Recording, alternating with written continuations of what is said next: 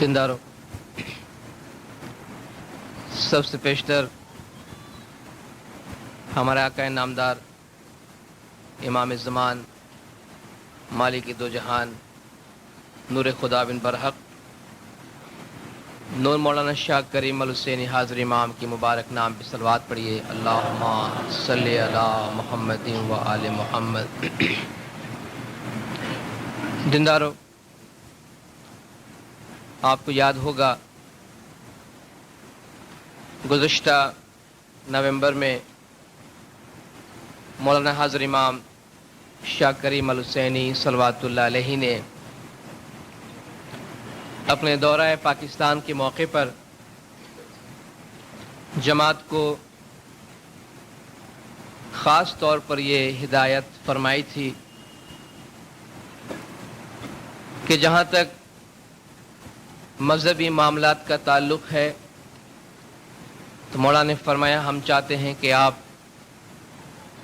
اپنے طریقے پر مضبوطی سے قائم رہیں،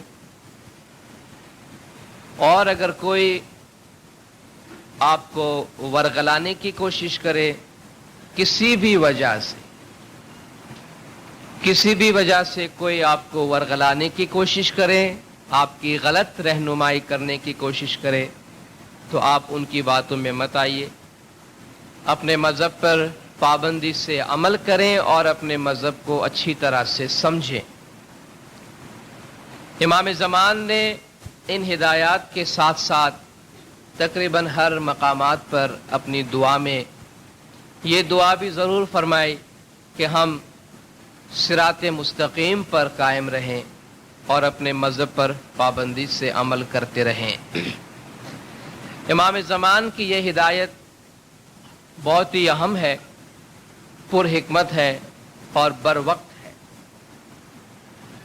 بروقت کس لحاظ سے ہے آپ اچھی طرح سمجھ سکتے ہیں۔ اگر ہم اپنی تاریخ کا مطالعہ کریں گے تو ہمیں پتہ چلے گا کہ گزشتہ 1400 سال کے دوران اسماعیلیوں نے ہمیشہ اپنے مذہب کو سمجھا ہے، سمجھ کر عمل کیا ہے، اور ان کی سمجھداری میں علم کا بہت گہرا اثر رہا ہے۔ نہ صرف یہ کہ انہوں نے خود اپنے مذہب کو سمجھا ہے بلکہ دوسروں کو بھی سمجھایا ہے، اور علم کے میدان میں ایک بہت ہی بیش قیمت اور بیش بہا خزانہ چھوڑا ہے۔ ایمان کی مضبوطی کے لیے یہ بات بہت ضروری ہے کہ ہمارے پاس اتنا علم بھی ہو، اتنی سمجھداری ہو کہ ہم جس طرح اپنے طریقے پہ عمل کرتے ہیں اس طریقے کے بارے میں ہمارے دل میں سکون ہو، سیٹسفیکشن ہو، اطمینان ہو۔ ہم دوسروں کو نہ بھی سمجھا سکیں یہ بات کی بات ہے، لیکن ہمیں ضرور اپنے طریقے، اپنی عبادات، اپنی باتوں کی سمجھ ہونی چاہیے، ورنہ جس طرف کی ہوا چلے اگر ہم اسی ہوا کے ساتھ بہنے لگے، انہی باتوں کی طرف دھیان دینے لگے، جن کے پاس امام نہیں ہے، جنہیں اسماعیلی مذہب کی سمجھ نہیں ہے، ہم کسی کو کہنے نہیں جاتے کہ بھائی تم آؤ اپنا ہمارا مذہب سمجھو، ہم تم کو سمجھاتے ہیں۔ ہم کوئی تبلیغ کرنے نہیں جاتے، ہم کسی کو دعوت دینے نہیں جاتے، ہم تو خود اپنے طریقے پہ عمل کرتے ہیں۔ لیکن اگر کوئی دوسرا آدمی ہم سے آ کے ہمارے طریقے کے بارے میں کوئی بات کرتا ہے اور پوچھتا ہے، تو بجائے اس کے کہ میں اپنے طریقے کو اپنی تشریح کے مطابق سمجھوں، 1400 برس سے اسماعیلی مشنریوں نے، اسماعیلی دائیوں نے، اسماعیلی پیروں نے جس طرح اپنے طریقے کی تشریح کی ہے، بجائے اس کے کہ ہم اس کو سمجھیں، ہم بھی اگر دوسروں ہی کی طرح اپنے مذہب اور اپنے طریقے کے بارے میں سوالات کرنے لگیں، یا ان سوالات کے ساتھ حامی بھرنے لگیں، یا اپنے دل میں شکوک و شبہات کے آنے کی جگہ دینے لگے، گنجائش دینے لگے، تو آپ سمجھ سکتے ہیں کہ مذہب پہ عمل کرنا ہمارے لیے کتنی دشوار ہو جائے۔ اس لیے علم کی مضبوطی بہت ضروری ہے۔ ایمان اپنی جگہ پر ہے، ایمان کا کوئی جواب نہیں ہے، لیکن ایمان کے ساتھ ساتھ اگر تھوڑا سا علم ہے، کنوکشن ہے اپنے دل کے اندر کہ ہاں ہم یہ جو کچھ کرتے ہیں ہم صحیح کرتے ہیں، ہمارا ایمان کہتا ہے، ہمارا علم کہتا ہے، اور ہماری کتابیں کہتی ہیں، ہمارے دائیوں نے ہمیں کہا۔ دنیا میں بے شمار ادیان ہیں، دنیا میں بے شمار مذاہب ہیں، اسلام میں کتنی تشریحات ہیں، وہ سارے مذاہب کیا ہیں؟ وہ سارے مذاہب یہ ہے کہ ہر ایک کے دائی یا مرشد نے ان کی سمجھداری کے مطابق جس طرح انہیں دین اسلام کی تشریح دی ہے، انٹرپریٹیشن دیا ہے، ایکسپلینیشن دیا ہے، اسی طرح وہ لوگ عمل کر رہے ہیں۔ بالکل اسی طرح ہماری اپنی ایک تشریح ہے، ہماری اپنی ایک وضاحت ہے۔ ضروری نہیں کہ ہماری وضاحتوں کو لوگ سمجھ پائے، ہم یہ نہیں چاہتے۔ جس طرح ہم دوسروں کی تشریحات اور دوسروں کی وضاحتیں پوچھنے نہیں جاتے، دوسرے اگر اپنے طریقے پہ عمل کرتے ہیں تو ہم ان سے یہ نہیں کہتے کہ بھئی ہمارے دائیوں نے تو یہ کہا، آپ ایسا کیوں کرتے؟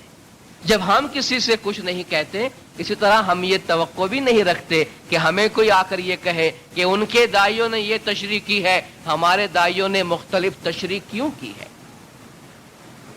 خدا نے قرآن کی تشریح، دین کی تشریح راسخون فی العلم کے حوالے کیا ہے۔ وما یعلم تاویلہ الا اللہ والراسخون فی العلم، قرآن کی تعویل سوائے اللہ کے اور ان کے جو راسخون فی العلم ہے، یعنی پیغمبر اور ان کے بعد ائمہ علیہم السلام ہے، ان کے علاوہ دین اسلام کی اور قرآنی تعلیمات کی تشریح کو اور کوئی نہیں جانتا ہے۔ تو جب ہم اپنے طریقے پر راسخون فی العلم، مظہر ذات خداوندی امام زمان شاہ کریم الحسینی صلوات اللہ علیہ کی وضاحت اور تشریح کے مطابق عمل کر رہے ہیں، تو کم از کم ہمارے دل میں نہ کبھی کوئی سوال پیدا ہونا چاہیے، نہ کبھی کوئی شک و شبہ پیدا ہونا چاہیے۔ اس طرح سے جیسا کہ امام نے اپنے فرمان میں فرمایا کہ تمہیں مسلیڈ نہیں ہونا چاہیے، گمراہ نہیں ہونا چاہیے، دوسرے اگر تمہیں ورگلانے کی کوشش کرے تو ان کی باتوں میں نہیں آنا چاہیے۔ تو اگر ہم اس طرح اپنے ہی ذہن سے یہ باتیں پوچھتے رہیں اور سوالات کرتے رہیں تو ہمارے ایمان میں کمزوری پیدا ہو سکتی ہے، ہمارے دل میں شک و شبہ پیدا ہو سکتا ہے۔ اس کا مطلب میرے کہنے کا یہ ہرگز نہیں کہ اگر ہمیں دین کی کوئی بات سمجھ میں نہیں آتی ہے تو پوچھنا نہیں چاہیے، بے شک پوچھنا چاہیے، بے شک پوچھنا چاہیے۔ علم حاصل کرنے کے واسطے پوچھنے میں فرق ہوتا ہے نا۔ ایک آدمی پوچھتا ہے اعتراض کے طور پہ، دوسرا آدمی پوچھتا ہے جاننے کے طور پہ۔ جو جاننے کے لیے پوچھتا ہے ہم قیامت تک اس کو سمجھانے کی کوشش کریں گے، جو اعتراض کے طور پہ پوچھتا ہے اس سے ہمیں کوئی واسطہ نہیں ہے، کوئی تعلق نہیں، تم اپنا کام کرو ہم اپنا کام کرتے ہیں۔ لیکن اگر تم جاننا چاہتے ہو تو ہم تمہیں سمجھانے کی کوشش کریں گے، لیکن یہ گارنٹی نہیں کہ تمہاری سمجھ میں آئے، کیونکہ اس کام میں تو پیغمبر اور ائمہ بھی ناکام رہے ہیں، یعنی ان کو بھی خدا نے فرمایا ہے کہ ہر ایک کو سمجھانا تمہارے بس کی بات نہیں ہے۔ اگر نہیں سمجھتے ان سے کہو لکم دینکم ولی دین، یہ تمہارے واسطے تمہارا دین، ہمارے واسطے ہمارا دین، ہم کوئی اپنا دین تم پہ تھوپنا نہیں چاہتے ہیں۔ تو ورگلانے کے لیے، راہ راست سے ہٹانے کے لیے، یا جاننے کے لیے، شک و شبہ پیدا کرنے کے لیے، کیوریوسٹی کے لیے بہت سی باتیں سامنے آتی، ان میں سے صرف چند سوالات آپ کے سامنے میں لے کر، وہی سوالات جو عام طور پر ہم سے پوچھے جاتے ہیں، ان کا ایک جامع جواب دینے کی کوشش کروں گا اپنے آج کے واعظ میں اور اپنے اگلے جمعہ کے اپنی تقریر میں۔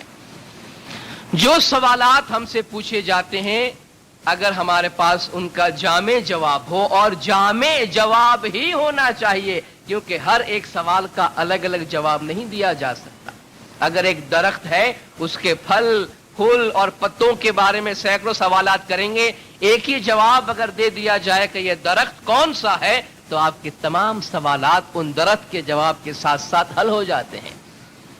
تو ایک دو ایسے جامع نکات ہوتے ہیں کہ جنہیں اگر سمجھ لیا جائے تو باقی تمام فروعات کے سوالات خود بخود اس کے ذیل میں آ جاتے ہیں، اس کے نیچے آ جاتے ہیں اور وہ حل ہو جاتے ہیں۔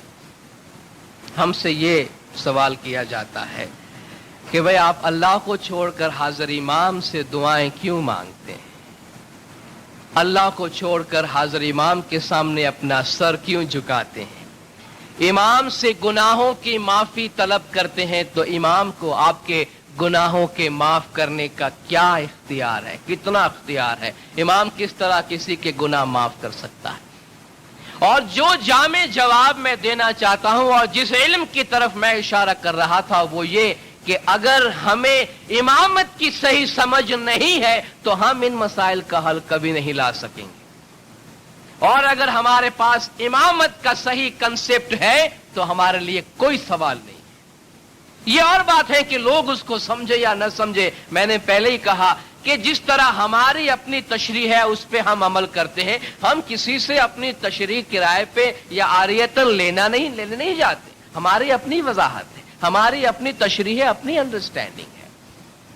تو امام زمان کا مقام سمجھنا بہت ضروری ہے، امام زمان کے اختیارات کو سمجھنا بہت ضروری ہے، اس کے بعد باقی تمام باتیں خود بخود حل ہو جاتی ہیں۔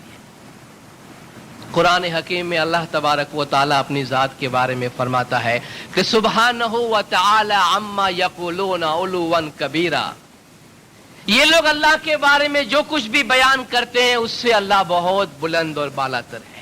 سبحان ربک رب العزت عما یصفون، یہ جو صفت خدا کو دیتے ہیں اس سے خدا بہت اونچا اور بہت بالا تر ہے۔ ہمارے وہم و گمان، ہماری سوچ کی پرواز سے بھی خدا دور ہے۔ کہتے ہیں کہ جہاں انسان کی سوچ اور انسان کی عقل ختم ہو جاتی ہے وہاں سے خدا کی خدائی کا دائرہ، اس کی سرحد کا آغاز ہوتا ہے۔ ہماری عقل اس خدا تک کبھی نہیں پہنچ سکتی ہے، اور اگر ہماری عقل خدا تک نہیں پہنچ سکتی ہے تو کیا ہمارا اور خدا کے درمیان کوئی رشتہ نہیں ہے، کوئی رابطہ نہیں ہے؟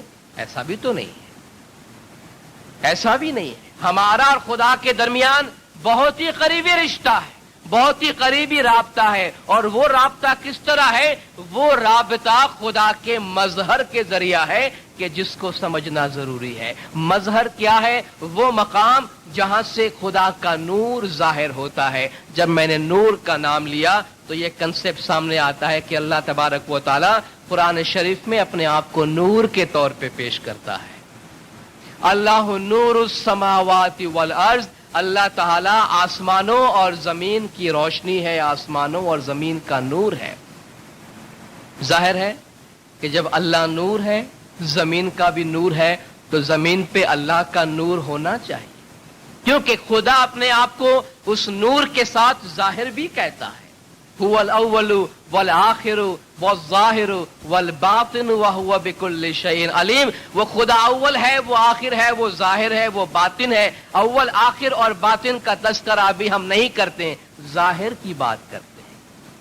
وہ خدا اگر ظاہر ہے جس طرح نور ظاہر ہے تو نور اس کو کہتے ہیں جو خود بھی ظاہر ہو اور دوسروں کو بھی ظاہر کرے، جس طرح کہ آپ دیکھ سکتے ہیں اس وقت ہم روشنی میں بیٹھے ہیں تو روشنی بھی ہم کو ایک منبع سے نظر آ رہی ہے، اور وہ روشنی جن جن چیزوں پہ پڑتی ہے وہ چیزیں بھی ہم کو نظر آتی ہے۔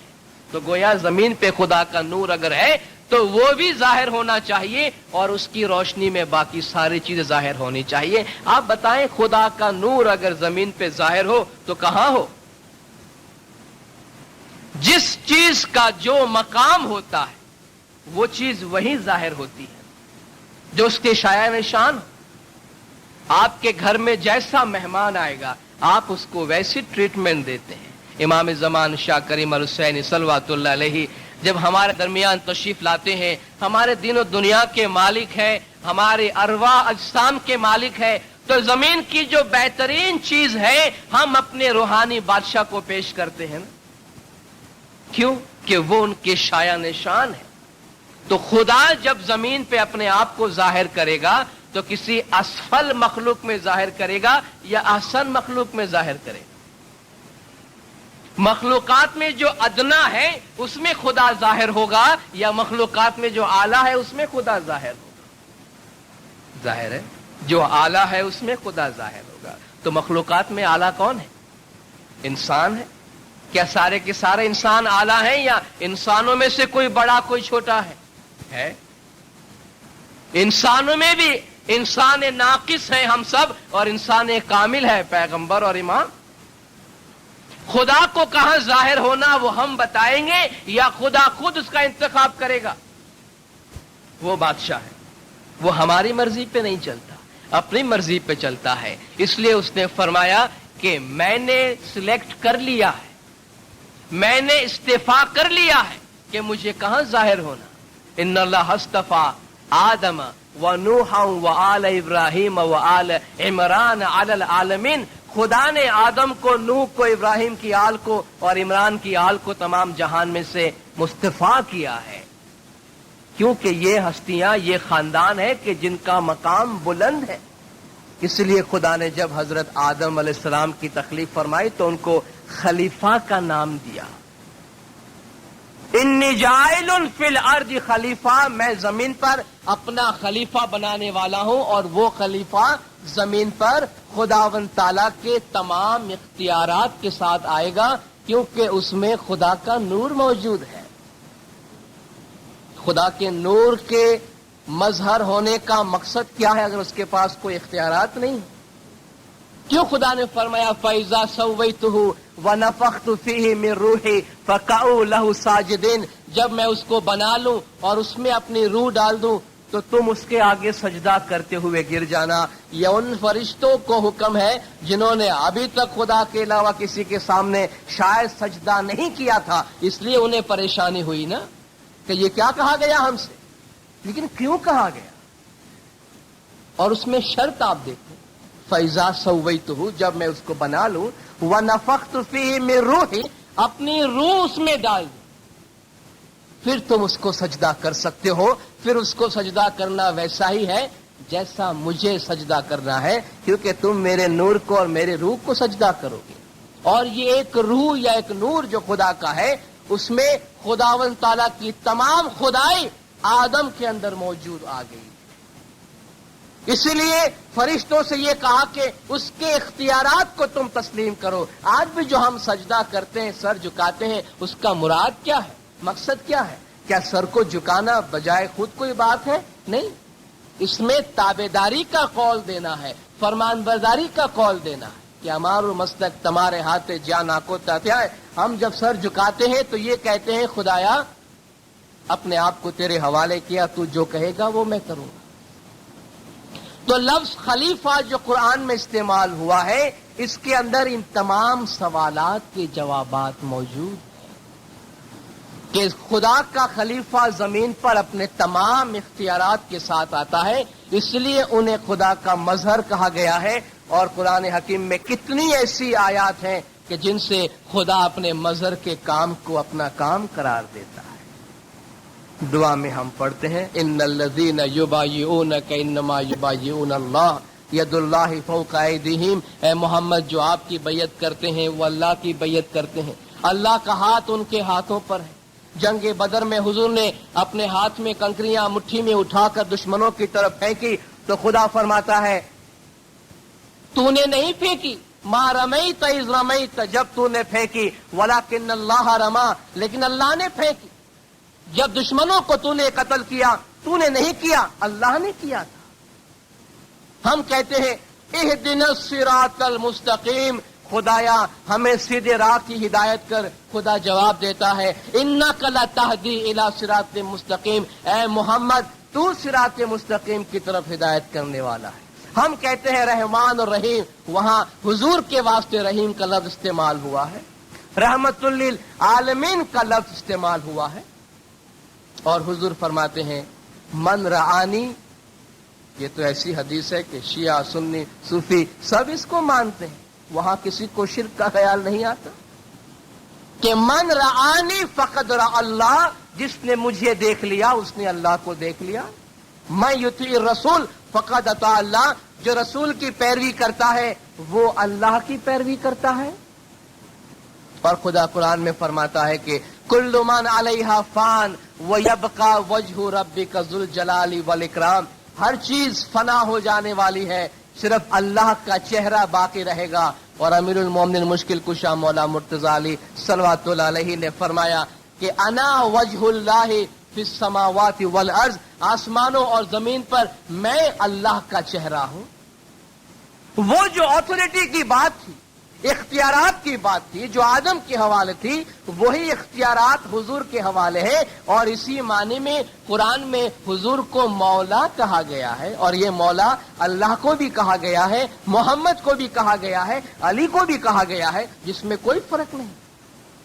یہ مولا یا ولی کا جو لفظ ہے، انما ولیکم اللہ ورسولہ والذین آمنوا الذین یقیمون الصلاۃ ویؤتون الزکاۃ وہم راکعون، تمہارا ولی، تمہارا مولا اللہ ہے، تمہارا مولا رسول ہے، اور تمہارا مولا وہ ہے جو نماز پڑھتا ہے، صلاۃ قائم کرتا ہے، اور رکوع کی حالت میں زکوٰۃ دیتا ہے۔ اور آپ تفسیر اٹھائیے، شیعہ تفسیر، سنی تفسیر، نماز پڑھی جا رہی تھی، رکوع کا عالم ہے، ایک سائل نے آ کے سوال کیا اللہ کے نام پہ، کوئی جواب نہیں دیتا ہے۔ مولا مشکل کشا مرتضیٰ علیہ صلوات اللہ علیہ اپنا ہاتھ بڑھاتے ہیں رکوع کی حالت میں، رکوع کی حالت میں، اور وہ آپ کے انگلی سے انگوٹھی نکال لیتا ہے زکوٰۃ کے طور پر، صدقے کے طور پر۔ اور قرآن میں یہ آیت نازل ہوئی کہ تمہارا ولی اللہ ہے، رسول ہے، اور یہ ہے جو رکوع کی حالت میں زکوٰۃ دیتا ہے۔ اور یہ لفظ ولی جو ہے اس کا مطلب ہوتا ہے مولا، تمہارا مالک، تمہارا سرپرست، تمہارا دوست، تمہارا سب کچھ۔ اور اسی کا اعلان کیا گیا کہ من کنت مولا ہو فعلی مولا، جس کا میں مولا ہوں اس کا یہ علی مولا ہے، جس کا میں مولا ہوں اس کا علی مولا ہے۔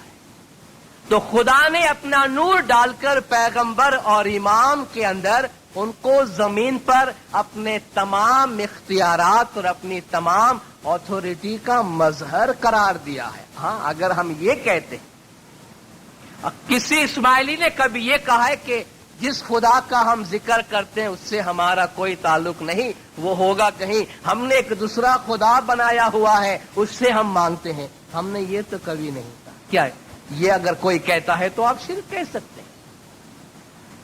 ہم کہتے ہیں لا الہ الا اللہ محمد الرسول اللہ، اللہ کے سوا کوئی معبود نہیں، محمد اللہ کا رسول ہے۔ اور اس کے بعد امام زمان شاہ کریم الحسینی صلوات اللہ علیہ کو رسول کے آل میں ان کے جانشین سے ہونے والے 49ویں امام تسلیم کرتے ہیں۔ کیا یہ شرک ہے؟ کیا اللہ کو ایک ماننا شرک ہے؟ محمد کو رسول کہنا شرک ہے؟ اور محمد کی اولاد میں ان کے جانشین شاہ کریم الحسین حسینی کو 49ویں امام ماننا شرک ہے؟ بات اتھارٹی کی آتی۔ اگر امام زمان کے سامنے اپنا سر جھکایا جاتا ہے یا امام زمان سے دعائیں طلب کی جاتی ہے تو بات وہاں ہونی چاہیے کہ آیا امام زمان سے دعا مانگی جا سکتی ہے یا نہیں۔ خدا کی رحمت کہاں سے آتی ہے؟ کہیں گے اس کے مظہر کے ذریعہ سے آتی ہے، ٹھیک ہے۔ خدا کی ہدایت کہاں سے آتی ہے؟ ڈائریکٹ تو نہیں آتی، اس کے رسول کے ذریعہ سے آتی ہے۔ خدا کے تمام انعامات، خدا کے تمام اکرام، خدا کا تمام فرمان اس کے اولو الامر کے ذریعہ سے آتی ہے، یہ سب ٹھیک ہے۔ خدا کی اطاعت بھی رسول اور امام کے ذریعہ سے کی جاتی ہے، لیکن امام کے سامنے اگر اطاعت کا تم کوئی سمبل پیش کرتے ہو تو کہتے تو یہ نہیں کر سکتے، بیعت کر سکتے، سجدہ نہیں کر سکتے۔ بیعت میں اور سجدے میں فرق کیا ہے؟ بیعت میں اور سجدے میں فرق کیا ہے؟ بیعت میں ہاتھ دے کر کہتے ہو کہ میں نے اپنا سب کچھ تیرے حوالے کیا، سجدے میں سر چکا کر کہتے ہیں ہم نے اپنا سب کچھ تیرے حوالے کیا۔ سمجھداری کی بات ہے، کنسپٹ کی بات ہے، ایسنس کی بات ہے۔ ہم سے یہ تو کہا گیا کہ ہاں اولو الامر کی تابعداری کرو، ہم نے کہا خدایا قبول کرتے ہیں، اولو الامر کے سامنے اپنا سر جھکا کر کہتے ہیں کہ اے اولو الامر تیرے فرمان کے سامنے اپنا سر جھکایا، کہا نا نا نا نا نا یہ تو شرک ہو گیا ہے تم سے۔ ارے بھائی تو جائے کہاں ہم؟ کوئی ہمیں سمجھائے تو صحیح کہ ہم جائے۔ ایک طرف ہم سے حکم دیا جا رہا ہے کہ اطیعوا اللہ و اطیعوا الرسول و اولی الامر منکم، تابعداری کرو اللہ کی، ہم نے اللہ کے امر کے سامنے سر جھکایا۔ وہی اللہ کا امر جب رسول کے سامنے سے آیا تو ہم نے سر جھکایا، وہی اللہ کا امر اولو الامر کے پاس سے آیا تو ہم نے اپنا سر جھکایا۔ اور کیا کیا؟ ہم نے کوئی 3 مقامات پہ سر نہیں جھکایا، ہم نے اسی خدا کے نور کے سامنے، امر کے سامنے، آتھورٹی کے سامنے اپنا سر جھکایا ہے۔ اور یہی امام جس کے پاس یہ تمام اختیارات ہیں، خدا کہتا ہے کہ وہ خدا تو تمہارے وہم و گمان سے بھی بالاتر ہے، تو اس کے ساتھ کمیونیکیشن کیا کریں گے؟ کلام، کمیونیکیشن اس کے ساتھ کرے جس کے ساتھ کلام ہوتا ہے۔ ہم زمانے کے امام سے مانگتے ہیں، اس لیے مانگتے ہیں کہ خدا نے زمین پر اپنے تمام اختیارات، دین کو چلانے کے لیے اپنی تمام برکات، اپنی تمام رحمت رسول اور امام کے ذریعہ سے ہم کو دی ہے، اور ہم وہ خدا کی رحمتیں ہی ہیں جو زمانے کے امام سے طلب کرتے ہیں، خدا کو چھوڑ کر کہیں اور سے کچھ طلب نہیں کرتے۔ اور یہ ہماری تشریح ہے، یہ ہماری انٹرپریٹیشن ہے۔ گناہ امام معاف کر سکتے ہیں یا نہیں کر سکتے ہیں؟ گناہ کیا ہے؟ گناہ ہے کیا؟ نافرمانی ہے نا؟ نافرمانی کس کو کہتے ہیں؟ کون سی چیز فرمان برداری ہے اور کون سی چیز نافرمانی ہے؟ اس کا معیار کیا ہے؟ وہ کون ڈیسائیڈ کرتا ہے کہ کیا فرمان برداری ہے، کیا نافرمانی ہے؟ اولو الامر ڈیسائیڈ کرتا ہے۔ صحیح ہے؟ آج فرمان برداری ہے کہ ہم دعا پڑھتے ہیں۔ اولو الامر اگر آج فرمان کرے کہ تم کو دعا نہیں پڑھنی ہے تو یہی فرمان برداری، پھر دعا پڑھنے جائیں گے، نیک کام تو ہم سمجھیں گے لیکن وہ نافرمانی ہو جائے گی۔ صحیح ہے؟ تو گناہ کا معیار بجائے خود اپنی جگہ پہ نہیں ہے، گناہ کا معیار اولو الامر کے فرمان پہ ڈیپینڈ کرتا ہے۔ ایک دفعہ اولو الامر نے فرمان کیا یہ کرو تو وہ نیکی ہے، دوسری دفعہ اس کے مقابل کوئی فرمان کیا تو پھر وہ نیکی ہے۔ یعنی ہمیں فرمان پہ عمل کرنے کے لیے تو اولو الامر کے حوالے کیا گیا، لیکن اگر ہم اس اولو الامر کی تابعداری کرنے میں کہیں ہم سے کوتاہی ہو جاتی ہے تو اس کی معافی اولو الامر ہم کو نہیں دے سکتا ہے تو کون دے گا؟ دراصل نافرمانی، گناہ کا تعلق اولو الامر کی ذات کے ساتھ ہی تو ہے نا، اسی کا تو امر ہے، اسی کا تو فرمان ہے۔ جس نے ہمیں حکم دیا کوئی کام کرنے کا، اگر ہم ناکام رہے اس کے حکم پہ عمل کرنے کا تو ہم اسی کے پاس جائیں گے نا کہ بھئی ہم معافی مانگتے ہیں، ہم سے یہ کام نہیں ہو سکا، اور وہ کہہ دے کہ کوئی بات نہیں میں نے قبول کیا، تو کیا اس کو یہ حق نہیں؟ ہمیں جو آرڈر دیتا ہے اس کے آرڈر پہ اگر ہم عمل نہیں کر سکے تو ہم اسی کے پاس جائیں گے نا معافی مانگنے۔ کسی کو حکم دینے کا تو اختیار دیا گیا ہے، لیکن کوئی اس کے حکم پہ عمل نہیں کر سکا، اسے کہتا ہے معافی تم دوسرے کے پاس جا کے مانگو، میں صرف آرڈر دینے والا ہوں، تو اختیار کہاں گیا؟ آتھورٹی کہاں گئی؟ خلیفہ کیسا ہوا؟ خلیفہ نہیں ہو سکتا ہے جس کی آتھورٹی ادھوری ہے خدا کی ذات کے بارے میں۔ تو اولو الامر جو فرمان کرتا ہے اس کے مطابق عمل کرنے کی ہم کوشش کرتے ہیں۔ اگر ہم سے کوتاہی ہوتی ہے تو ہم اولو الامر کے پاس جاتے ہیں کہ آپ کے فرمان پہ عمل نہیں کر پائے ہیں، ہم اس کے لیے معافی مانگتے ہیں، اس کے لیے ہم معافی مانگتے ہیں۔ ہم جب کوئی نافرمانی کرتے ہیں، کوئی گناہ کرتے ہیں، اس سے ہماری روح متاثر ہوتی ہے، ٹھیک ہے؟ روح پہ داغ لگ جاتا ہے، اس کو پاک و پاکیزہ کرنے کی ضرورت ہوتی ہے۔ آپ قرآن کا مطالعہ کریں، خدا فرماتے ہیں ہم نے تمہارے بیچ میں رسول بھیجا ہے، ارسلنا فیکم رسولا من انفسکم یتلو علیکم آیاتنا ویزکیکم ویعلمکم الکتاب والحکمہ۔ ہم نے تمہارے پاس رسول بھیجے جو ہماری آیات تم پہ پڑھ کے سناتا ہے اور تمہارا تزکیہ کرتا ہے۔ تزکیہ کرنے کا مطلب ہے باطنی پاکیزگی کرنا۔ اگر رسول کو ہمارے گناہوں کے معاف کرنے کا اختیار نہیں ہے تو باقی تزکیہ میں کیا رکھا ہے؟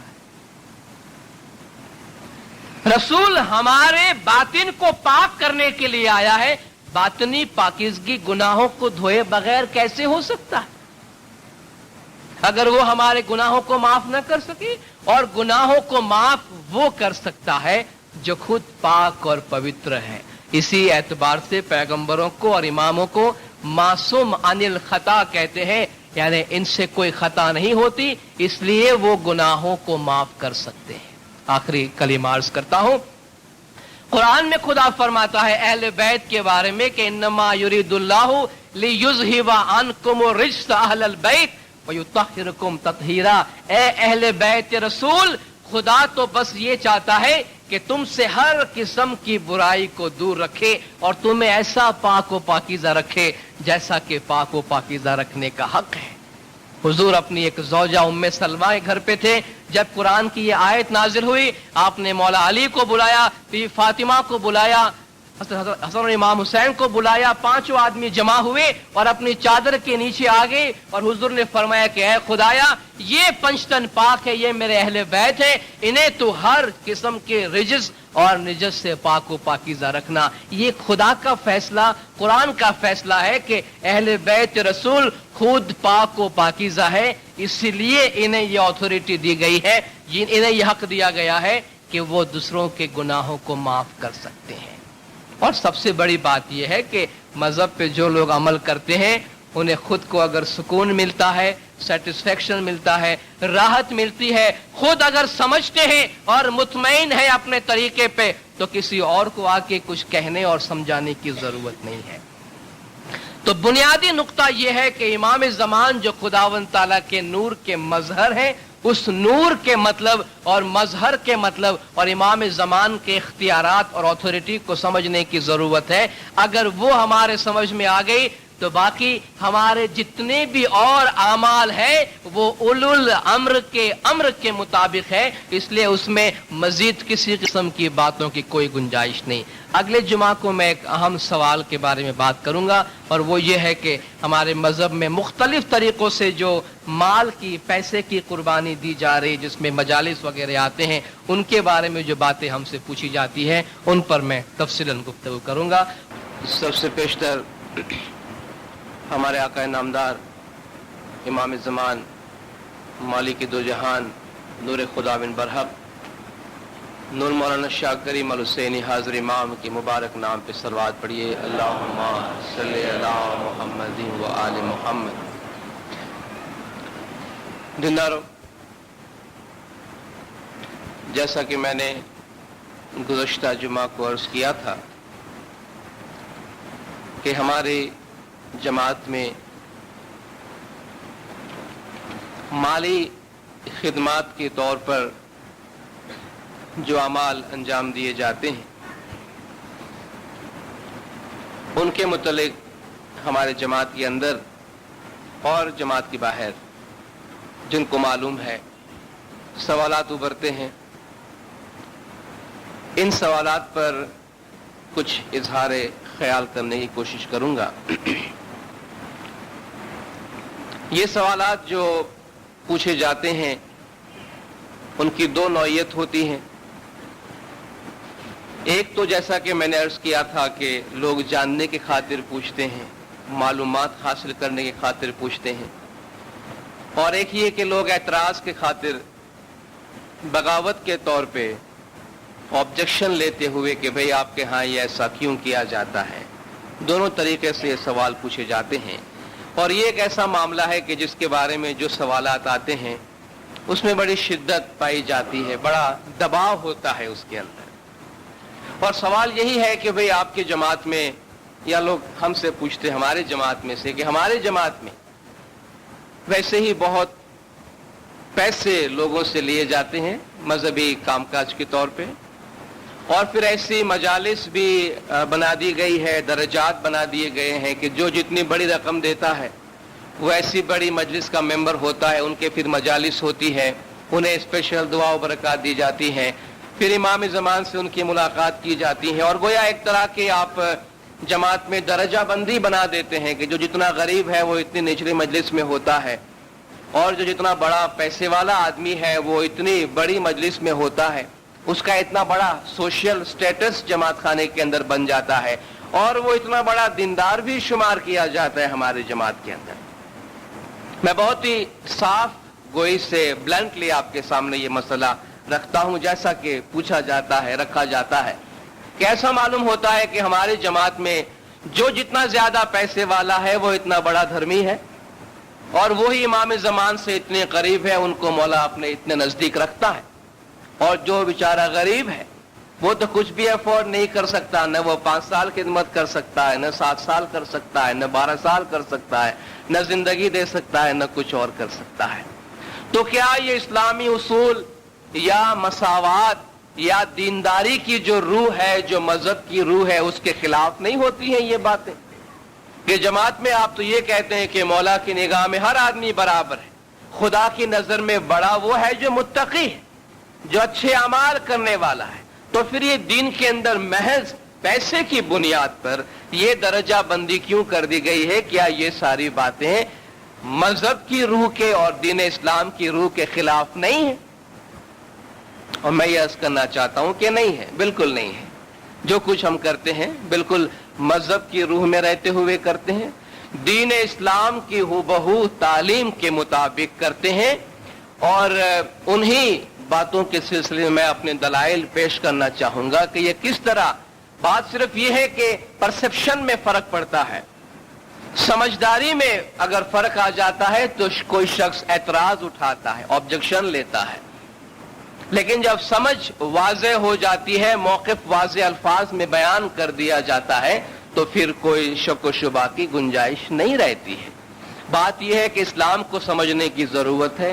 بات یہ ہے کہ ہم اپنے مذہب کی دوسری باتوں کے بارے میں جہاں سے دلائل لاتے ہیں، ہم وہیں سے ان باتوں کے بارے میں بھی دلائل لائیں گے، جو اگر کسی اور طریقے سے کسی اور مذہب سے اس کا تعلق ہے تو ہم اسی مذہب سے، انہی کی کتابوں سے، انہی کی تعلیمات سے دلائل پیش کرنا چاہیں گے کہ ہم جو کچھ بھی کرتے ہیں اس میں سے ایک بھی چیز غیر اسلامی نہیں، قرآن، حدیث، سنہ اور ائمہ علیہم السلام کی تعلیمات سے باہر نہیں ہے. یہ اور بات ہے کہ اگر کسی کے سمجھ میں یہ بات نہیں آتی ہے تو بات اور ہے. اس سلسلے میں 5-6 نکات میں آپ کے سامنے پیش کرنا چاہتا ہوں، جس میں پہلی بات یہ ہے دینداروں کہ مذہب یا دین کی جو بنیاد ہوتی ہے وہ محبت پر قائم ہوتی ہے. امام جعفر الصادق علیہ الصلوۃ والسلام صلوات اللہ علیہ فرماتے ہیں کہ حل الدین الا الحب، کیا دین محبت کے سوا کسی اور چیز کا نام ہے؟ قرآن میں خدا فرماتا ہے کہ والذین آمنوا اشد حبا للہ، جو ایمان والے ہیں ان کی اللہ سے شدید محبت ہے. قل ان کنتم تحبون اللہ فاتبعونی یحببکم اللہ، اگر تم اللہ سے محبت کرتے ہو تو رسول فرماتے ہیں کہ میری پیروی کرو. گویا کہ اللہ سے محبت کی جا سکتی ہے، مومنین اللہ سے محبت کرتے ہیں، اور دین کی بنیاد محبت اور ایمان پر ہے. اگر دین کی بنیاد محبت پر ہے تو محبت ایک جذبے کا نام ہے. جس طرح غصہ ہمارے اندر ایک جذبہ ہے، خوشی ہمارے اندر ایک جذبہ ہے، غم ہمارے اندر ایک جذبہ ہے. یہ جو ہمارے جذبات ہیں ان کے اظہار ہوتے ہیں. ہمیں غصہ آتا ہے تو ہم کچھ ایکسپریشن کرتے ہیں، چہرے سے معلوم پڑ جاتا ہے کہ غصہ آیا ہے. اگر غم زدہ ہے، آزردہ ہے، تکلیف میں ہے تو پیشانی پہ لکھا ہوتا ہے، حلیہ بتا دیتا ہے کہ صاحب آج موڈ میں نہیں ہے، جناب کو کوئی تکلیف درپیش ہے، بولنے کی ضرورت نہیں پڑتی. خوشی ہے تو پتہ چل جاتا ہے کہ گنگناتا رہتا ہے، اچھلتا ہے، کودتا ہے، کچھ کہنے کی ضرورت نہیں پڑتی. بالکل اسی طرح ہمارے دل میں جو محبت ہے اس کے بھی ان جذبات کا بھی اظہار ہوتا ہے. نفرت کا اظہار ہم کرتے ہیں، جب نفرت کا اظہار کرتے ہیں تو محبت کا بھی اظہار کرتے ہیں. ماں باپ کو اولاد سے محبت ہے تو اولاد کو بلا کے پیار کرتے ہیں. بچے کو والدین کا احترام اور محبت ہے تو والدین سے پیار کر محبت کا اظہار کرتے ہیں. دوستوں کی محبت ہے، دیگر جو ہماری محبت ہے، ان تمام محبتوں کا اظہار ہے. بلکہ دنیا میں جو پھیلاؤ ہمیں نظر آ رہا ہے وہ جو کچھ ہے محبت کا پھیلاؤ ہے. یہ سب کچھ محبت ہی کا اثر ہے.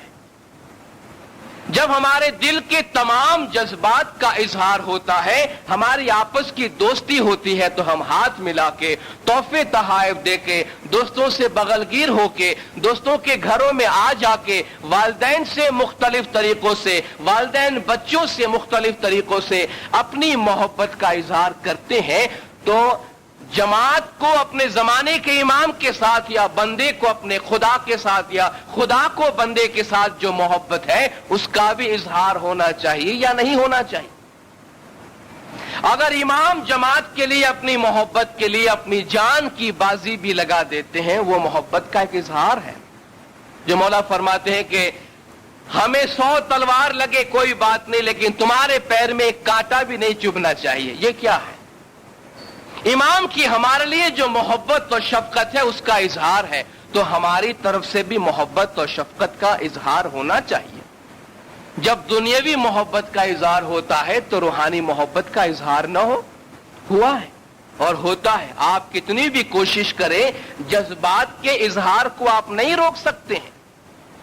आप एक इंसान के जज्बात के इजहार पे पाबंदी नहीं लगा सकते हैं। अगर आप पाबंदी लगाएंगे तो वो गैर फितरी बात होगी और उसका असर इंसान के जहन पे पड़ेगा। मसलन अगर किसी पे बड़ा गम टूट पड़ता है तो हम कोशिश करते हैं कि उसको थोड़ा सा रोना है।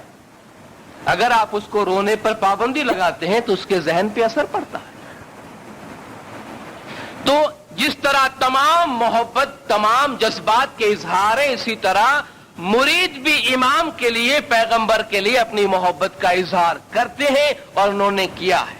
बहुत तफसील में जाने की जरूरत नहीं है, तारीख इस्लाम के दायरे में रह के ही बात करते हैं। आप जंगे बदर, जंगे उहद, जंगे करबला, इन 3-4 जंगों की मिसालें भी अगर आप ले लें तो जिन लोगों ने हुजूर अकरम सल्लल्लाहु अलैहि वसल्लम सल्लल्लाहु अलैहि या अइम्मा अलैहिमुस्सलातु वस्सलाम पर अपनी जानें कुर्बान की, वो किस वजह से की? क्या उनकी अकल ने उनसे कहा था ऐसा करने को, या उन्होंने अकल को पसे पूछ डालकर मोहब्बत का कहा माना था?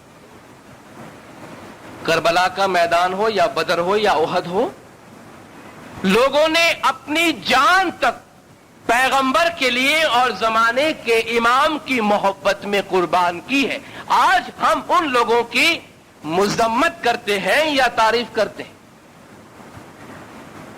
इस्लाम में हमारी पूरी तारीख के दौरान पैगंबरों और इमामों के लिए जिन्होंने अपनी जान तक की कुर्बानी दे दी है, आप उसकी तारीफ करते हैं या उनकी मुजम्मत करते हैं? आप कहेंगे तारीफ करते हैं। भाई क्यों तारीफ करते हैं? इसलिए तारीफ करते हैं कि उन्होंने दीन की खातिर, अपने इमाम की खातिर और अपने पैगंबर के खातिर अपना सब कुछ कुर्बान कर दिया। अगर वही प्रिंसिपल आज हम अप्लाई करते हैं कि हम अपने माल में से, अपनी खिदमत में से थोड़ा सा हिस्सा दीन की भलाई के लिए, उम्मा की भलाई के लिए, अपनी मोहब्बत के इजहार के लिए, दीनदारी कमाने के लिए जमाने के इमाम के सुपुर्द करते हैं, तो क्या हमारी मुजम्मत की जानी चाहिए या हमारी तारीफ की जानी चाहिए? कौन सी ऐसी बुनियाद बनती है कि जिन पर हमारी मुजम्मत की जा सके? नहीं, कोई बुनियाद नहीं बनती। हम उसी प्रिंसिपल पे 1400 बरस से अमल करते आए हैं कि हमारे बाप दादाओं ने अगर पैगंबर और इमाम की मोहब्बत में जान तक कुर्बान कर दी, मेरा मौला जान तो नहीं मांगता, मैं तो हकीर सा, मामूली सा माल उसकी खिदमत में पेश करता हूं, ये जानते हुए कि उसका फायदा भी मुझे पहुंच रहा है बराह रास्त। तो कोई बुनियाद नहीं बनती है कि इस पे कोई शिकवा किया जाए, कोई ऑब्जेक्शन लिया जाए, कोई एतराज किया जाए, या इसमें कोई गैर इस्लामी बात हो। इस नुक्ते में कोई गैर इस्लामी बात है? नहीं है। दूसरी बात मैं अर्ज करता हूं, कुरान शरीफ का मुताला माशाअल्लाह सब करते हैं, तमाम मुसलमान पढ़ते हैं। जरा कभी फुर्सत में गिन के तो बताइए कुरान शरीफ में कितनी मर्तबा खुदा की राह में माल कुर्बान करने की तरगीब दी गई है और हुक्म दिया गया है। ज़कात के अलावा अकीमुस्सलात वातु ज़कात वक़रिज़ुल्लाह क़र्ज़न हसना, सलात कायम करो, ज़कात अदा करो और अल्लाह को अच्छे में अच्छा कर्ज दो। अल्लाह को कर्ज दो। वो अल्लाह उस समद जो तमाम जहान का मालिक है, जो हमें कहता है कि अल्लाह गनीउन व अंतुमुल फुकरा, अल्लाह गनी है, तुम भिखारी हो, फकीर हो। वो अल्लाह हमसे कर्ज मांगता है। और इसी पर यहूदियों ने कहा कि यदुल्लाहि मबसूता, यदुल्लाहि मगलूला, खुदा के हाथ तंग हो गए, खुदा बंदों से कर्ज मांग रहा है।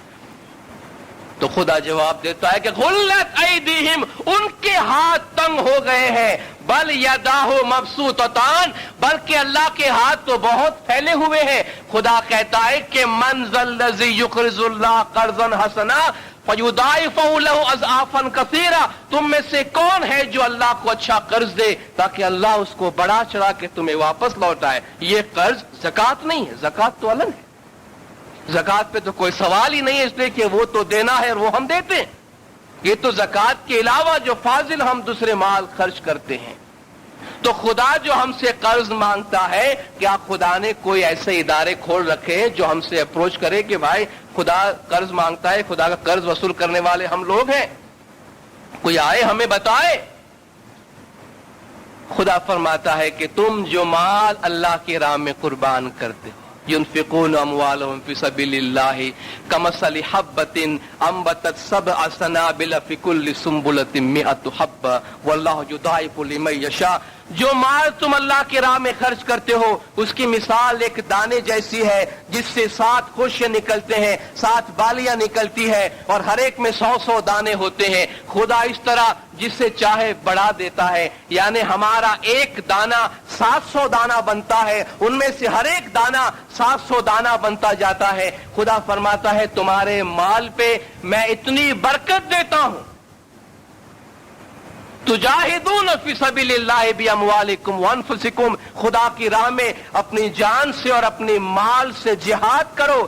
خذ من اموالہم صدقۃ تطہرہم وتزکیہم بہا، آپ ان کے مال میں صدقہ لے لیجئے اور اس کے ذریعہ ان کو برکت بھی دیجئے اور ان کے جان کو پاک و پاکیزہ بھی کیجئے۔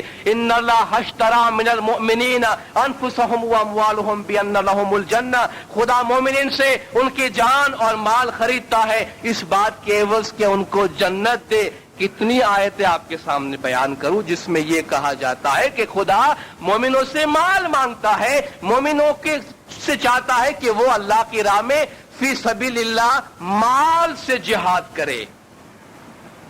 کون سا فی سبیل اللہ ہے ہمیں بتائیں، اور کس طرح مال قربان کرے ہمیں بتائیں۔ ہمارے پاس تو سیدھی سادی بات ہے۔ حضور نے فرمایا کہ یا علی الصراط صراطک والموقف موقفک، اے علی سیدھا راستہ آپ کا راستہ ہے اور منزل بھی آپ کی منزل ہے۔ اہدنا الصراط المستقیم سے امام فرماتے ہیں اس سے مراد ہمارا راستہ ہے۔ صراط مستقیم سے امام فرماتے ہیں کہ ہم مراد ہیں، ہماری راہ مراد ہے۔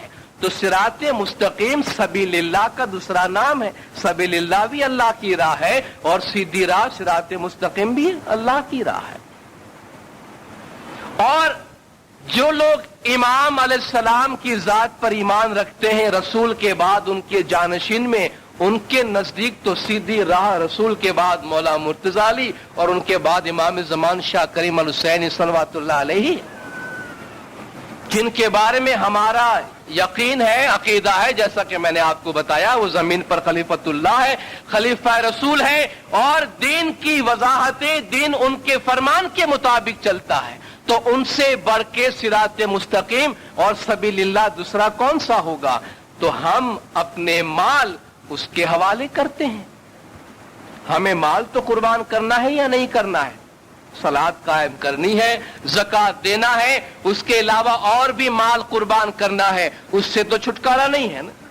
یہ تو قرآن کہتا ہے، اس پہ تو عمل کرنا ہی ہے، اور اگر عمل کرے تو کہاں کرے؟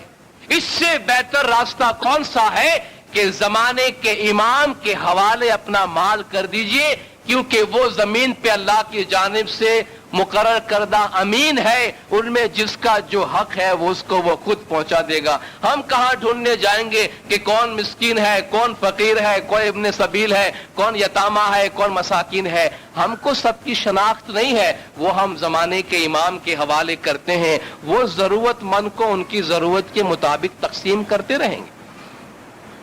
تو قرآن کی ان آیات پر عمل کرتے ہوئے اگر ہم اپنے مال کی قربانی زمانے کے امام کے ذریعہ سے کرتے ہیں تو کیا اس میں کوئی غیر اسلامی بات ہے؟ ہم تو قرآن کی ان سینکڑوں آیات پر عمل کرنے کی کوشش کرتے ہیں۔ تیسری بات میں اس میں عرض کرتا ہوں انہی آیات سے متعلق ہے کہ قرآن میں جہاں مال خرچ کرنے کا حکم دیا گیا ہے یہ معاملہ اتنا اہم ہے کہ وہاں مال جمع کرنے کی مذمت کی گئی ہے. گویا ایک جگہ کہا جاتا ہے کہ بھئی خدا کی راہ میں مال قربان کرو, چلو جو کچھ تھوڑا بہت ہے ہم نے دے دیا. کہا نہیں ایسا نہیں, بہت زیادہ جمع نہیں کرو جیب میں, سب دے دو خدا کی راہ میں. دونوں طرف سے کہا گیا وَيْلٌ لِكُلِّ ہُمَزَةٍ لُمَزَةٍ الَّذِي جَمَعَ مَالًا وَعَدَّدَا. خرابی ہے تانا دینے والے کے لیے اور غیبت کرنے والے کے لیے جو اپنا مال جمع کرتے ہیں اور گنتے رہتے ہیں. مال گنتا کون ہے؟ جو اس بات کا یقین کرنا چاہتا ہے کہ کل سے آج زیادہ ہے, وہی مال گنے گا اور کوئی نہیں گنے گا. یحسب ان مالہ اخلدا, وہ سمجھتا ہے کہ یہ مال مجھے دائمی طور پہ زندہ رکھے گا. کلا لینبذن فی الحطمہ, ہرگز نہیں بلکہ اس کو تو حطمہ میں ڈالا جائے گا. وما ادراک ما الحطمہ, تجھے کیا معلوم حطمہ کیا ہے؟ یہ خدا کی لگائی ہوئی نار اللہ الموقدۃ علی الافئدہ, خدا کی جلائی ہوئی وہ آگ ہے جو دلوں تک پہنچتی ہے. جو اپنا مال خدا کی راہ میں خرچ نہیں کرتے ہیں, جمع کرتے ہیں, گنتے رہتے ہیں, خدا فرماتا ہے کہ ان کو حطمہ میں ڈالا جائے گا جہاں اللہ کی آگ ان کے دلوں کو اندر سے جلائے گی. یہ ایک تشبیہی بات ہے, یعنی جو خدا کی راہ میں مال خرچ نہیں کرتے, محض اور محض جمع کرتے ہیں, وہ مال ان کے دل کی جلن بن جاتا ہے. وہ مال ان کو سکون نہیں دیتا ہے. آپ دیکھیں دنیا میں نکل کر بہت پیسہ ہے, بہت دھن دولت ہے, لیکن وہ دھن دولت کسی کام نہیں آتی. وہ بجائے رحمت بننے کے ان کے لیے زحمت بن جاتی ہے. قرآن فرماتا ہے وَفِي أَمْوَالِهِمْ حَقٌّ لِلسَّائِلِ وَالْمَحْرُومِ, ان کے مال میں مانگنے والے کے لیے اور محروموں کا حق ہے. مہربانی نہیں ہے, مہربانی نہیں ہے. ہمارے مال میں مانگنے والے کے لیے سائل اور محروم کا حق ہے. وہ حق دینا ہے یا نہیں دینا ہے؟ ان الذين يكنزون الذهب والفضة ولا ينفقونها في سبيل الله فبشرهم بعذاب أليم. جو سونے اور چاندی جمع کرتے ہیں اور ان کو خرچ نہیں کرتے ہیں خدا کی راہ میں, ان کو دردناک عذاب کی خبر سناؤ. یوم یحما علیہا فی نار جہنم فتکوی بہا جباہہم وجنوبہم وظہورہم ھذا الذی ما کنزتم لانفسکم فذوقوا ما کنتم تکنزون. ان کے یہ سونا چاندی کو آگ میں گرم کر کے ان کے پہلوؤں کو, ان کے پیٹھ کو اور ان کی پیشانی کو داغا جائے گا. اچھا یہ تم جمع کرتے تھے تو کھاؤ جو کچھ تم جمع کرتے تھے. یہ قیامت کا منظر بیان کیا جاتا ہے ان لوگوں کے لیے جو سونا چاندی محض جمع کرنے کے واسطے, محض اپنا ذخیرہ کرنے کے واسطے جمع کرتے ہیں, خدا کی راہ میں خرچ نہیں کرتے ہیں. یہ آیتیں پڑھ کے ہم کو ڈر نہیں لگتا ہے؟ بہت لگتا ہے. ہم کو بہت ڈر لگتا ہے کہ مال بہت زیادہ جمع نہیں کرنا چاہیے, اس لیے تو ہم خرچ کرتے ہیں. اس لیے تو ہم خرچ کرتے ہیں خدا کی راہ میں. تو کیا یہ کوئی غیر اسلامی کام ہے؟ خدا نے ہمیں مال خرچ کرنے کا حکم دیا, اس لیے ہم خرچ کرتے ہیں. خدا نے ہمیں مال جمع کرنے سے ڈرایا ہے, اس لیے ہم بہت ڈر گئے ہیں, اس لیے ہم خدا کی راہ میں خرچ کرتے ہیں. اس میں کہیں کوئی غیر اسلامی بات نہیں ہے. آج ہم تھوڑا سا مال قربان کرتے ہیں. حضور کے دور میں صحابہ کرام نے تو اپنا سب کچھ دے دیا تھا. میں 2 صحابہ کرام کا نام لیتا ہوں. ان کا نام میں اس لیے لیتا ہوں کہ ان کی جماعت سے تعلق رکھنے والے لوگوں کو پتا چلے کہ یہ محض شیعان علی کی سنت نہیں ہے, سنت نبوی ہے اور صحابہ کی سنت ہے. یہ نبی صاحب جنگ تبوک میں روانہ ہو رہے تھے. آپ نے اعلان کیا کہ دفاعی فنڈ کے لیے پیسے چاہیے, سامان چاہیے. حضور کے 2 صحابی تھے, حضرت ابو بکر اور حضرت عمر. میں نے عرض کیا کہ میں ان کا نام اس لیے لیتا ہوں کہ عالم اسلام میں ان کا احترام ہے, ان کی سنت آپ کو بتاتا ہوں. حضرت عمر ہمیشہ یہ سوچا کرتے تھے کہ حضرت ابو بکر ہمیشہ مال قربان کرنے کے معاملے میں مجھ سے سبقت لے جاتے ہیں, بہت زیادہ رسول پہ قربان کرتے ہیں. تو اس دفعہ میں حضرت ابو بکر پہ سبقت لے جانے کی کوشش کروں گا. تو تمام माल व मता जो कुछ भी था वो लड़ाई के सामान के तौर पे जमा हुआ। हजरत उमर आए अपना सामान लेके, अबू बकर भी हाजिर थे। रसूल ने पूछा कि उमर क्या लाए हो?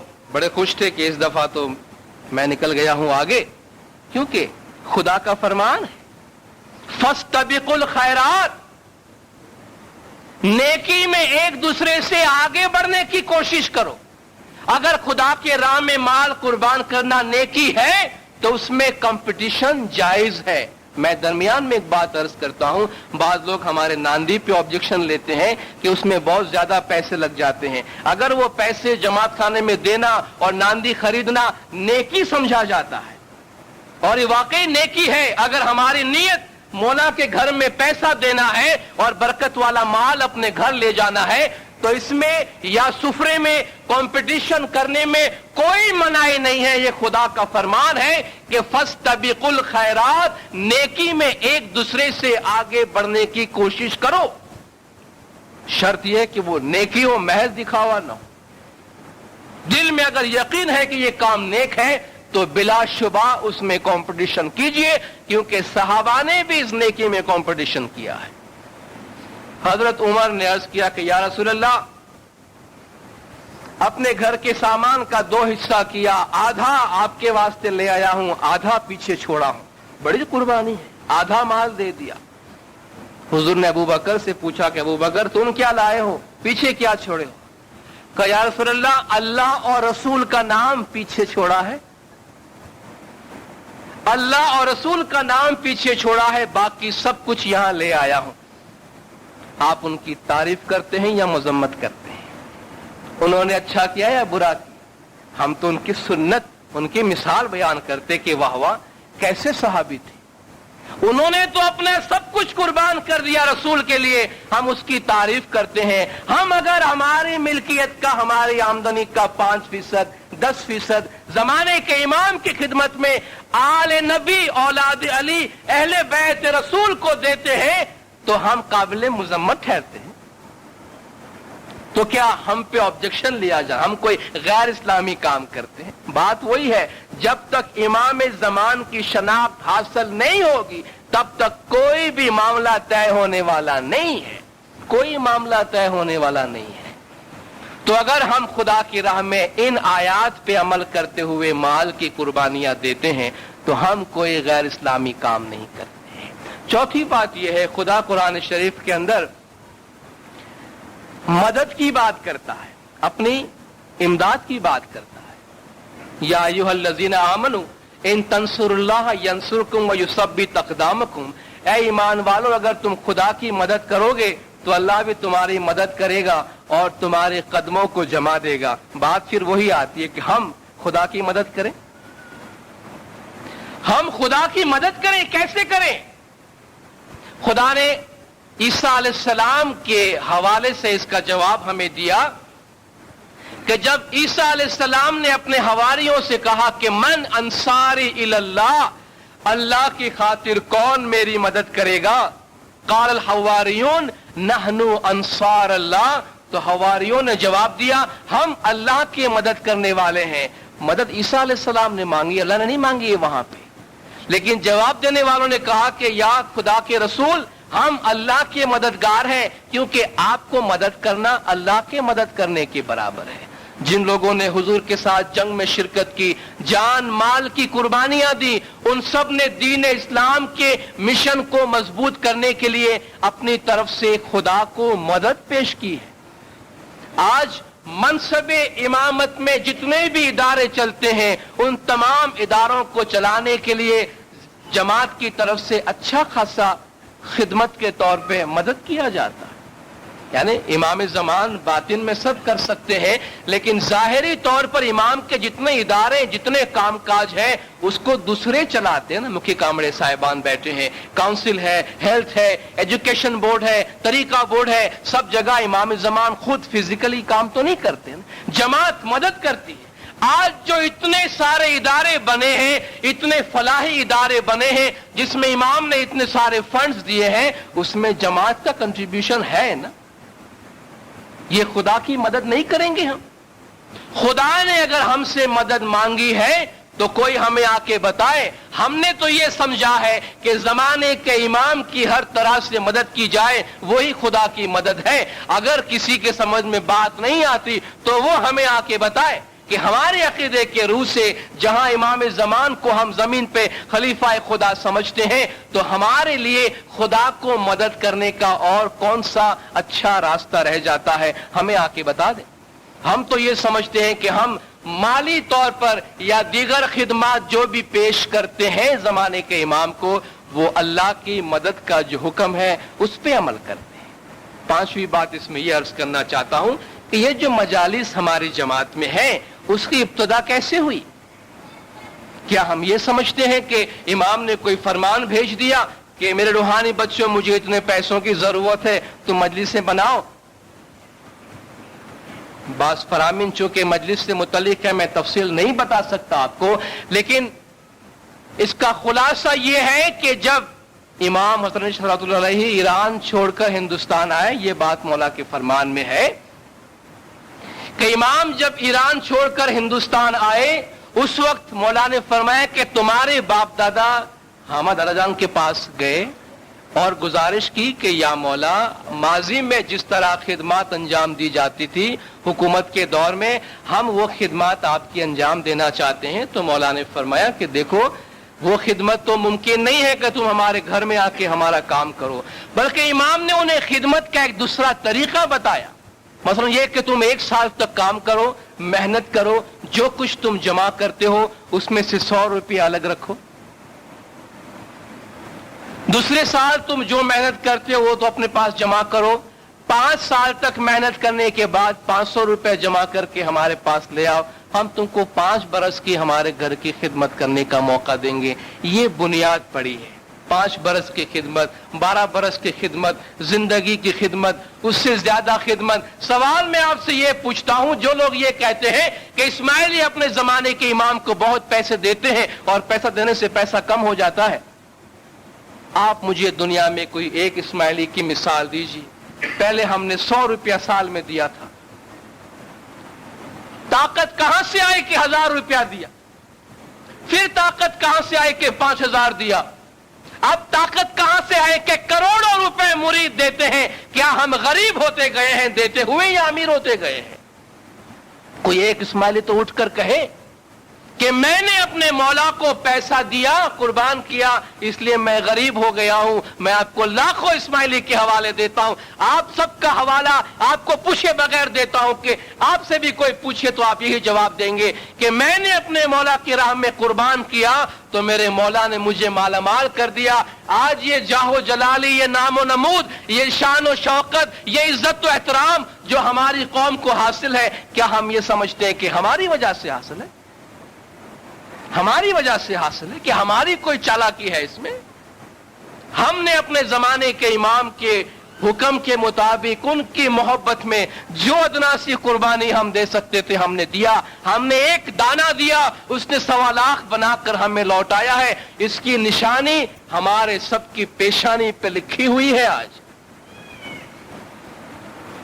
آج آپ کتنا بھی اسماعیلیوں کو منع کریں, آج پیسے دینے والے بیٹھے ہیں, حاضر امام جلدی سے پیسے قبول نہیں کرتے ہیں. لیڈروں کو پتا ہے, امام ایکسپٹ نہیں کرتے ہیں, امام جلدی سے قبول نہیں کرتے ہیں. کوئی آدمی مولا کو پیسے دینے کے لیے آتا ہے تو کیا یہ خدا کی راہ میں قربانیاں دینے کی وجہ سے ہم کمزور پڑ گئے, غریب ہو گئے, یا اس میں کوئی ہم نے غیر اسلامی کام کیا؟ اتنے سارے فلاحی ادارے امام زمان کے نام سے چلتے ہیں دنیا بھر میں. یہ اگر انہی پیسوں سے بنے ہیں اور امام کے پیسے سے بنے ہیں تو کیا اس میں کوئی نقصان ہوا ہے؟ اسلام کو کوئی نقصان پہنچا ہے؟ اسلام کی بنیادیں کہیں کمزور پڑ گئی ہے یا انسانیت کا بھلا ہوا ہے اس کے اندر؟ اگر اس سے جماعت کا بھلا ہوا ہے, ملک کا بھلا ہوا ہے, انسانیت کا بھلا ہوا ہے, تو اس میں کون سا کام غیر اسلامی ہے؟ ذرا بتائیے. اور آخری نقطہ جس سارے مسئلے کی جڑ ہے وہ میں بیان کرنا چاہتا ہوں. وہ کہتے کہ جو کچھ بھی آپ کہتے سب ٹھیک ہے اپنی جگہ پہ, لیکن مذہب میں یہ درجہ بندی نہیں ہونی چاہیے. ٹھیک ہے, آپ نے پیسے دیے تجوری میں ڈال دیجئے, یا آپ کا نام کیوں آنا چاہیے اور آپ کی مجلس کیوں ہونی چاہیے, اور ان کی الگ ملاقاتیں، الگ منڈلیاں کیوں ہونی چاہیے؟ ان کو دعا و برکات کیوں ملنی چاہیے؟ کیا یہ پیسے دینے سے دیندار ہو جاتے ہیں؟ پیسہ دینا بڑی دینداری کی نشانی نہیں ہے، لیکن پیسہ دینا کم از کم کچھ دینداری ضرور ہے۔ اگر ہمارے پاس جسمانی طاقت ہے، ہم والنٹیئر ہیں اور ہم اپنے جسم کی طاقت لگاتے ہیں تو وہ دینداری نہیں ہے؟ اگر کسی کے پاس نالج ہے، اپنی نالج جماعت کو دیتا ہے تو وہ اس کی قربانی نہیں ہے؟ کسی کے پاس اگر مال ہے وہ دیتا ہے تو وہ قربانی نہیں ہے؟ وہ بھی قربانی ہے۔ ایسا بھی نہیں دیکھنا چاہیے کہ کوئی والنٹیئر ہے تو بہت اچھا ہے، نرس بھی ہے تو بھی بہت اچھی ہے، اور کوئی خدمت کرتا ہے تو بہت اچھا۔ مال کی قربانی دی تو فرد انگلی اٹھتی کہ دکھاوے کے واسطے کرتا ہے؟ نہیں، ہر مال دینے والا دکھاوے کی خاطر نہیں کرتا ہے۔ نیت پہ شک نہیں ہونی چاہیے۔ مال دینے والے تو مہینے میں 6 مہینے میں 12 مہینے میں ایک دفعہ ملتے ہوں گے، والنٹیئرز تو روز کھڑے ہوتے بھی نظر آتے ہیں ہم کو، یہ دکھاوا نہیں کرتے۔ اگر آپ دکھاوے کی بات کرتے تو کس کس پہ بات کریں گے؟ خدمت ہے، کون کس طرح کرتا ہے اس پہ کبھی انگلی مت اٹھائیے۔ اگر کوئی شخص زیادہ خدمت کرنا چاہتا ہے تو اس کو موقع ملتا ہے۔ سب سے پہلی بات اس میں یہ ہے کہ دین کی جو بنیاد ہے وہ تقوی ہے، جو دینداری کی اصل روح ہے وہ پوترتا ہے، پاکیزگی ہے، اور اس کے اندر کوئی کمپرومائز نہیں ہے۔ خدا کی نظر میں بڑا وہ ہے جو پاکیزہ ہے، متقی ہے۔ کیا اس میں کوئی فرق آیا ہے؟ کوئی نئی آیت قرآن کی اتری ہے؟ کوئی نیا فرمان آیا ہے کہ خدا کی نظر میں بڑا وہ ہے جو زیادہ پیسے والا ہے؟ کہیں ہوا ہے فرمان؟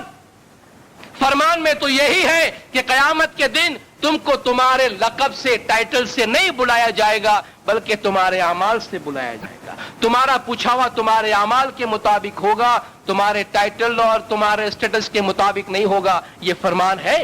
کہاں یہ کہا گیا ہے کہ دینداری جو ہے وہ پیسے کی بنیاد پہ دے دی گئی ہے؟ کہاں لکھا ہے؟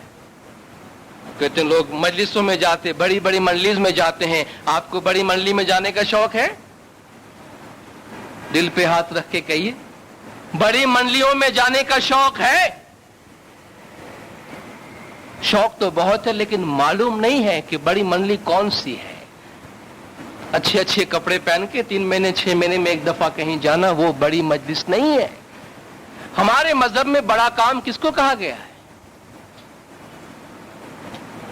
بڑا کام کس کو کہا گیا ہے؟ اسی کو کہا گیا ہے کہ جس کی طرف ہم نے کبھی دھیان نہیں دی، کیونکہ وہاں کوئی ہم کو دیکھنے والا نہیں ہوتا، اندھیرا ہو جاتا ہے۔ ایک تو ٹائم بھی بہت مشکل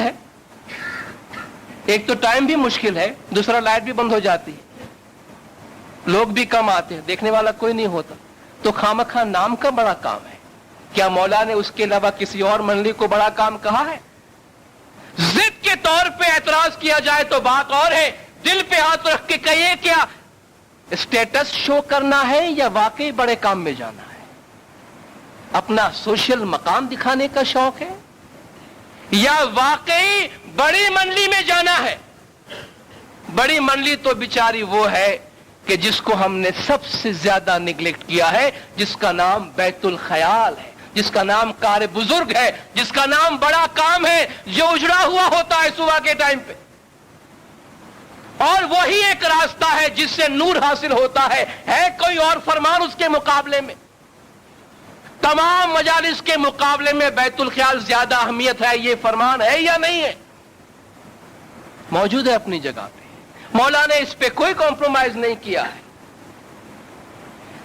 مذہب میں اگر کوئی زیادہ کام کرنا چاہتا ہے اور اس سے دین کا بھلا ہوتا ہے، جماعت کا بھلا ہوتا ہے، تو وہ کام ہونے دینا چاہیے، اور وہ کام جو ہم نے کیا ہے مولا نے ہم پہ نہیں تھوپا۔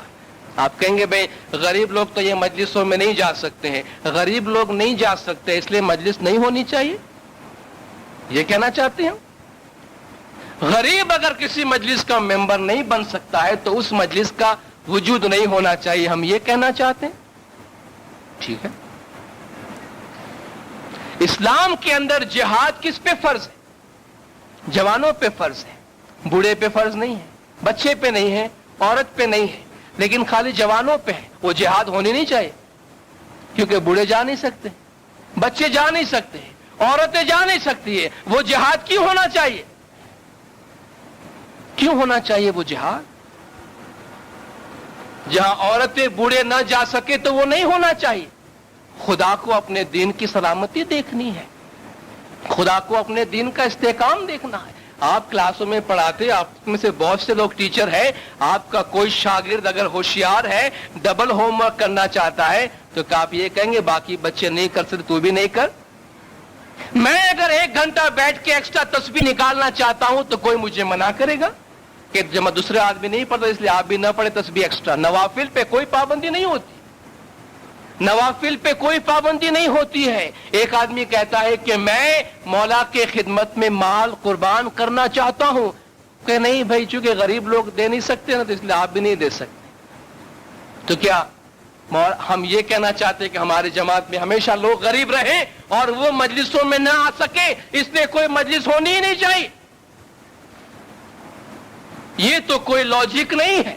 हकीकत तो यह है, अगर किसी को समझ है तो यही वो मंडलियां हैं, यही वो मजालिस हैं जिनसे गरीबों की गुर्बत दूर होती है। याद रखिए, आज इमाम ज़मान 3 मैदानों में जिहाद कर रहे हैं, गुर्बत के खिलाफ, बीमारी के खिलाफ और जिहाद के खिलाफ और जहालत के खिलाफ। ये 3 मैदान है, गुर्बत के खिलाफ, बीमारी के खिलाफ और जहालत के खिलाफ इमाम जिहाद करते हैं। ये जिहाद के खाली हाथ लड़ी जाती है। इमाम को इसके लिए सपोर्ट चाहिए, माल चाहिए, अखलाकी सपोर्ट चाहिए।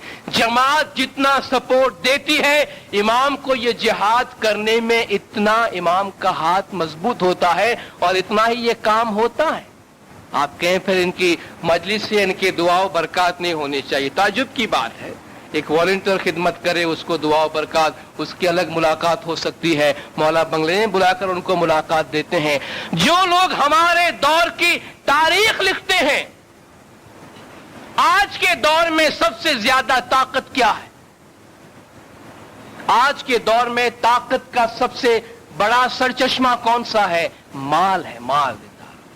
आज आप कहेंगे ना मैं 100 इस्माइली की जान कुर्बान करने को तैयार हूं, मौला कहेंगे जाओ कुछ काम करके माल कमा के लाओ। जान तुम्हारे लेने की कोई जरूरत नहीं है, जान की कीमत नहीं है, वल्लाह जान की कीमत नहीं है, क्योंकि जिहाद जिस्मानी नहीं है, माल की जिहाद है, इल्म का जिहाद है, उसके लिए माल की जरूरत है। जो लोग आज देखें मौला ने दुनिया में खिदमत के ऐसे इदारे बना के, आखान यूनिवर्सिटी बनाकर हमारा सर बुलंद किया है ना, तारीख में हमारा नाम रोशन किया है, तो जो लोग आज के दौर में हमारा मुस्तकबिल संवारने के लिए काम करते हैं, क्या हम चाहते हैं मौला उनको शाबाशी न दे? जो हमारी तकदीर बदल रहे हैं, जिन लोग आज माली कुर्बानी के जरिया कि जो हमें गुर्बत के उन कलरी और पटेल पाड़ा मौला ने फरमाया, जिसका नाम हमने डिक्शनरी में से हमेशा के वास्ते निकाल दिया है, जो लोग ऐसी तारीखी काम अंजाम देते हैं, हम चाहते हैं मौला उनको शाबाशी न दे, मौला उनको दुआओं बरकत न दे। क्यों न दे? कुरान का फरमान है वसल्ली अलैहिम, जो आपको माल देते हैं आप उनके लिए उनको दुआएं दीजिए। क्या जो लोग माल कुर्बान करते हैं मौला उसको दुआएं न दे?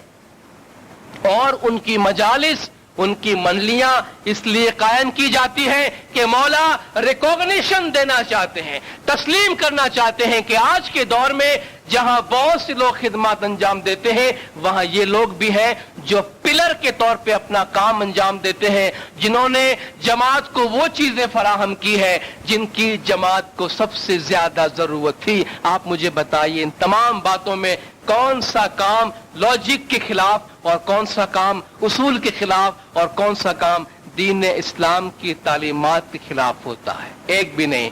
परसेप्शन की बात है, समझदारी की बात है। अगर हम पॉजिटिवली मुस्बत अंदाज में सोचेंगे तो ये सारी बातें खुद ब खुद हमारे सामने वाज़ेह होके आ जाएगी। ये बातें मैं आपके सामने अर्ज करना चाह रहा था। इन 2 लेक्चरों में सलीमाबाद स्टडी सर्कल और मुहिकाम साहिबान ने आपके सामने बोलने का मौका दिया और आप सारी जमात ने बहुत तकलीफ उठाकर खामोशी से, बहुत शौक से मुझे सुना और मेरी बहुत हौसला अफजाई की। आप सबका बहुत बहुत शुक्रिया। मौलाना हाज़िर इमाम गज जमात की तमाम गुनाह माफ़ करें, सबकी नेक उम्मीदें पूरी करे, सुखी सलामत और आबाद रखे, ईमान दीदार नसीब करे। सलवात पढ़े दिनदार। अल्लाहुम्मा सल्ली अला मुहम्मद व आले